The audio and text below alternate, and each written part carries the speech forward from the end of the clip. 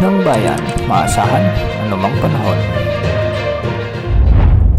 Magandang araw po sa ating lahat. Narito ang update sa lagi ng panahon ngayong araw ng Miyerkules, July 17, 2024. Maraming lugar ngayon ang nakararanas ng maulap na kalangitan at may mga inaasahang pag-ulan dulot ng pinagsamang epekto ng low pressure area, habagat at localized thunderstorms. Ngayong araw ay patuloy pa ring makakaapekto ang low pressure area sa malaking bahagi ng bansa.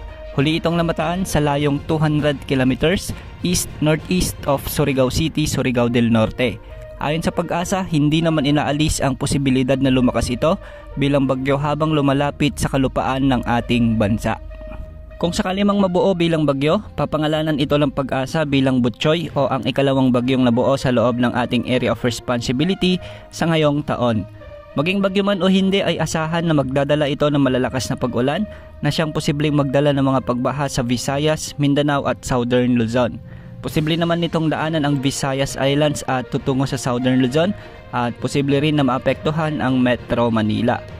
Ngayong araw dahil sa trough ng low pressure area, asahan ang mga pag-ulan sa Bicol Region, Eastern Visayas, Northern Mindanao, Caraga Region, Davao Region, Isabela, Aurora, Quezon Province, Marinduque at Romblon. Pinag-iingat po natin ang lahat sa banta ng pagbaha at pagguho ng lupa.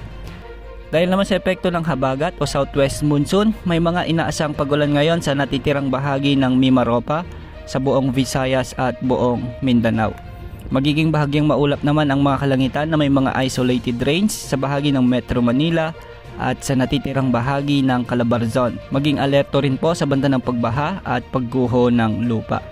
Samantala may mga lugar na posible namang ulanin ngayon, lalo na pagsapit ng hapon o gabi dulot ng mga localized thunderstorms. Posibleng makaranas ng mga pag-ulan ngayon ang ilang bahagi ng Cagayan Valley, Ilocos Region, lalo na sa Pangasinan at La Union, Cordillera Administrative Region at ibang bahagi ng Central Luzon. Posible rin ang mga biglang pagbaha at pagguho ng lupa. Samantala isa pang potensyal na sama ng panahon ang posibleng mabuo sa silangan ng bansa sa mga susunod na araw at ayon sa Pag-asa ay posible itong pumasok sa ating Philippine Area of Responsibility. Makikita sa wind outlook na may kalakasan ang potensyal na bagyong ito at ating titignan ang mga development nito sa mga susunod na araw. Sa ngayon wala namang nakataas na gale warning sa mga karagatang sakop ng ating bansa.